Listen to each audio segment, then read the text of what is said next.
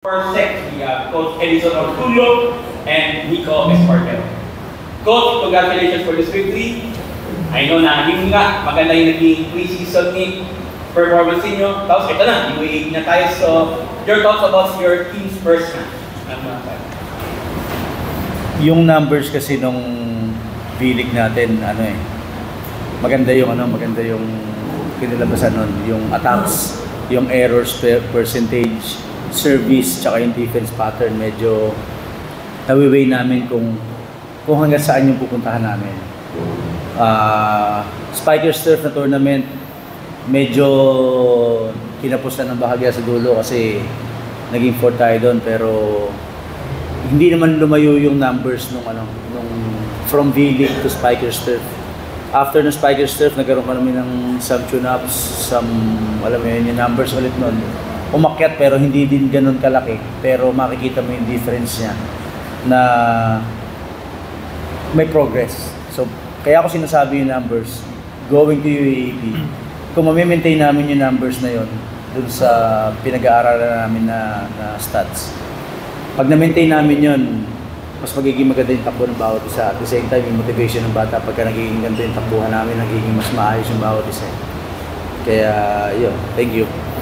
Thank you, Nico. You had 90 points on 16 attacks, 2 blocks, and 1 ace. So ito, itong labanan na ngayon ito, UAP na. So, anong masasabi niyo sa first game niyo? Ano yung pwede niyo pang ilabas para mag-content kayo sa Final Four at another shot at championship? Ano masasabi?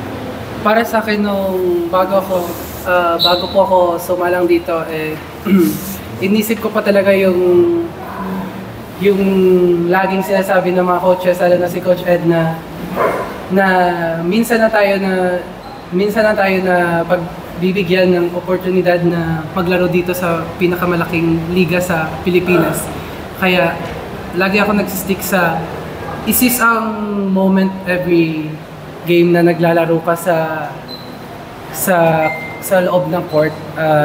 Ayun, yung mindset lang talaga na yung eagerness na talaga ng team na manalo ngayong first game. Thank you.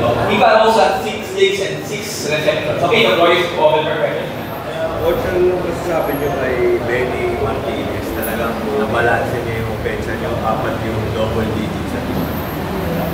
Yung kay Benny, yun nga may tahid na kasi yun. Kumbaga sa pinag-aaralan maigi, ngayon niya inaani yung mga pinaghirapan ng bawat isa sa mga previous years. So yung ball distribution talagang, alam mo yun, continuous learning pa rin hanggang ngayon. Inaaral pa rin ni Benny yung silip, tapos tapon, silip, tapos kung saan yung magiging mas effective yung tao, kung saan nakakake, kung saan papatay. At the same time, huwag din natin kalimutan, kaya ganyan yung ball distribution ni Benny dahil meron tayong Benny na taga-pasa rin naman. Sa'yo naman, Nico, yun nga, nag-enjoy ka dito sa malaking liga. Magkano lang pakiramdam na magandang crowd yung opening na tapos FEU yung rescue pa? Sa akin, sobrang laki lang siguro yung tulong ng crowd ng FEU, lalo na yung FEU community na laging nagsusuporta sa FEU MVT. Ayun lang siguro yung parang nabubuhos lang namin yung effort namin para sa kanila at lalo na sa mga pamilya namin na nanonood. Lalo na first game ko ngayon, yung pamilya ko ngayon pumunta talaga dito para magsuporta at manood sa akin. 12 sila na galing probinsya. Ayun. Yes po yung nag-eliminate sa inyo last season. So, nakadagdag pa rin sa panalo nyo or just the same as inyo? For me, yung bagay na yan talagang actually yung match na to,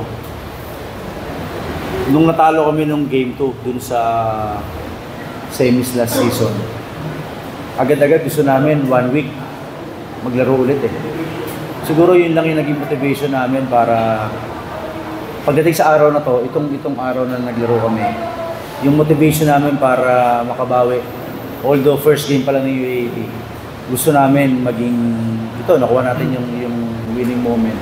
Ang gusto lang maging tuloy-tuloy yung sitwasyon namin ngayon. Siguro maging ano lang to, maging mas lalong maging hamon sa amin na ito na naman tayo, papasok na naman tayo sa season 87. First win, ganun rin, tulad ng nakaraan ng season na 86. Dapat ma-maintain natin na hanggang dulo, medyo maging maganda yung composure ng bawat isa. So, tayo pa naman yung burning days too. So, ano yung mga kailangan improvements na nakikita nyo para, yun nga, yung para maging makuha yung goal nyo, na makuha yung goal this season? Unang-una, yung bawal magkasakit.